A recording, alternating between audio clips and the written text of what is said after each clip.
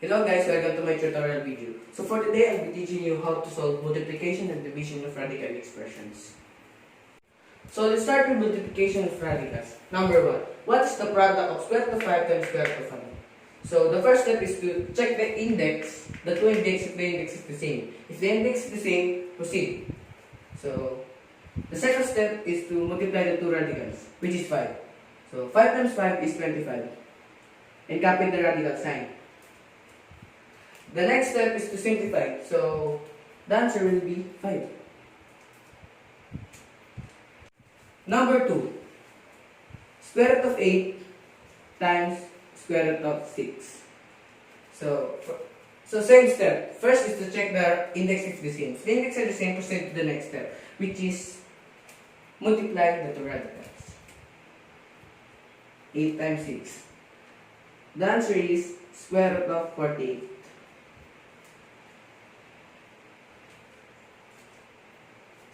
Since square root of 48 is simplifiable, you need to simplify it further. So, the first step to get the simplified form of square root of 48 is to get the factors, which is square root of 16 and square root of 3.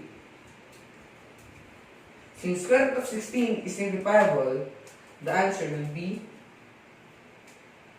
4 raised to 3. This is the simplified form of square root of 48. Number 3. Square root of 10 times square root of 35. Same step.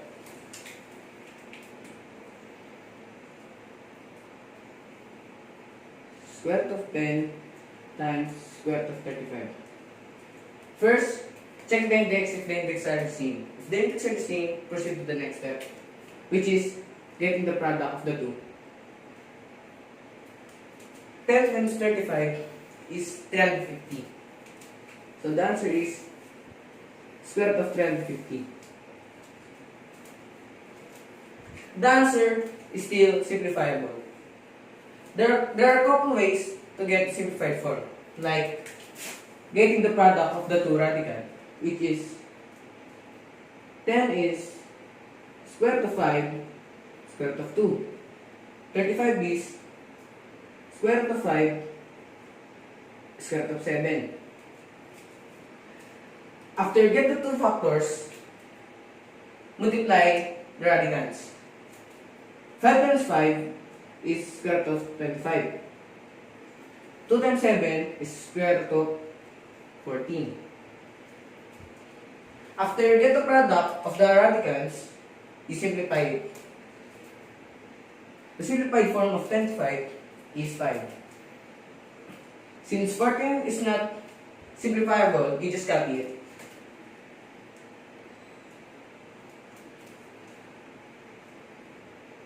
So the simplified form of square root of 350 is 514. Number 4. 150 times square root of 30. Same step. First, get the factors of 150, which is square root of 15 times square root of 10. Square root of 30, square root of 15, and square root of 2. Multiply.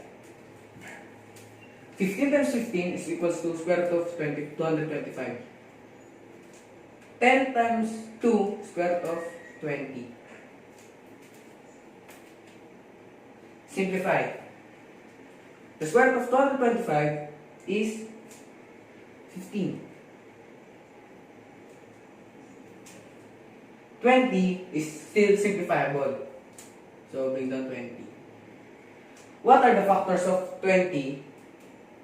The factors of 20 is 5 and 4.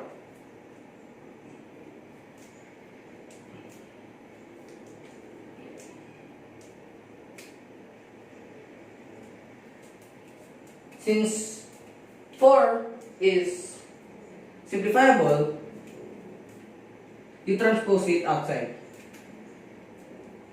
And the answer will be 30 square root of 5. Because if you touch the 4 outside, the answer is 15 is 2 square root of 5. Because the square root of 4 is 2. If you transpose it outside, 15 must times it by 2 because 2 is the square root of 4. The answer is 30 square root of 5. That is the simplified form of 4,500. So this is the last example for multiplication of radical expressions. What if our radicals have variable and exponents? Example number 5. Square root of 18 x raised to 3 times square root of 72 x raised to 5. How can we solve this kind of problem? First is to get the two factors of 18 and 72 because they are the radicands. So, the factors of 18 are square root of 9 and square root of 2. The factors of 72 are square root of 9 and square root of 8. How can you solve or how can you get the product of the two variables? It is easy. You just need to get the sum of their exponent and it will give you square root of x raised to 8. You just need to add the two exponents. After you get the factors, the next step is to multiply the factors that you get. So, square root of 9 times square root of 9 is square root of 81. Square root of 2 times square root of 8 is square root of 16. And the simplified form is of square root of x raised to 8 is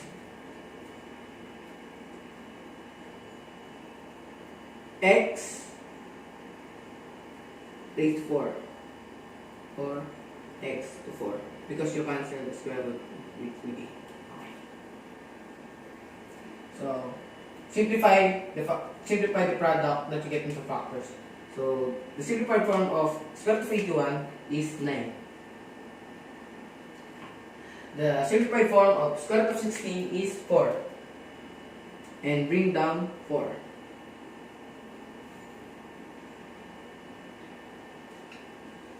The final step is to multiply 9 times 4 times x raised to 4. And it will give 36 x raised to 4. And that is your final answer.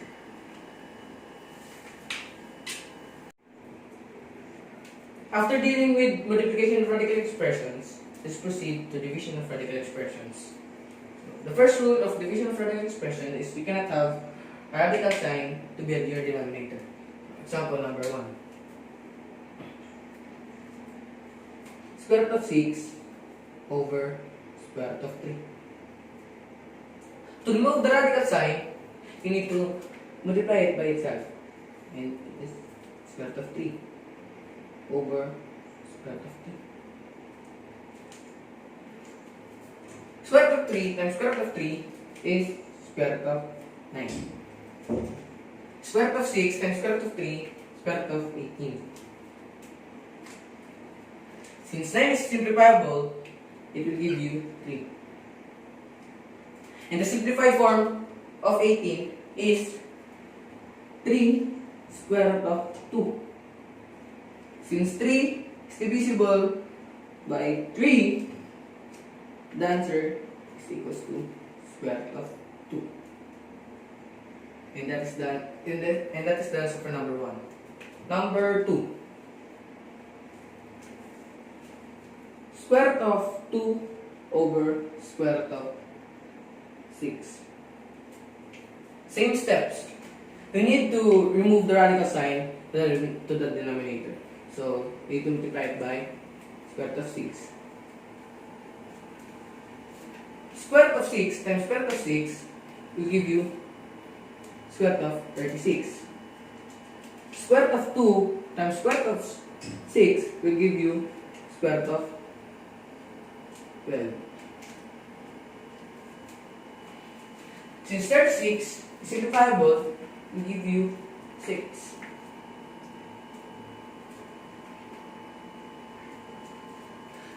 The simplified form of 12 is 2 and 2 square root of 3. Since 6 is divisible by 2, your answer will be square root of 3 over 3.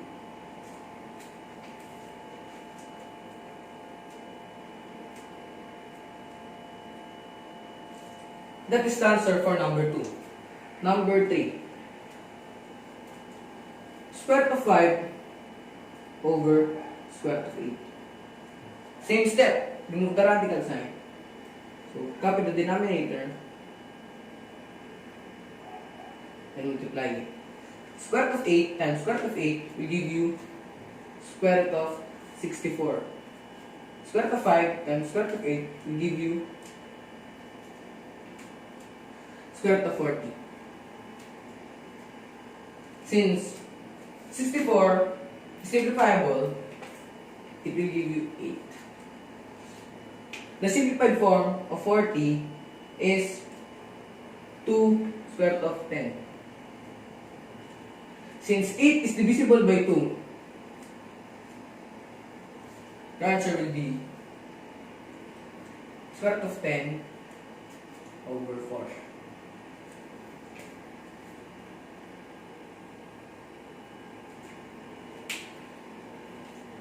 So, this is the end of my topic. I hope you understand what I teach you today. By the way, my name is Lord Anthony Salmorin from grade 9 Isidore. So, this is the end of my topic.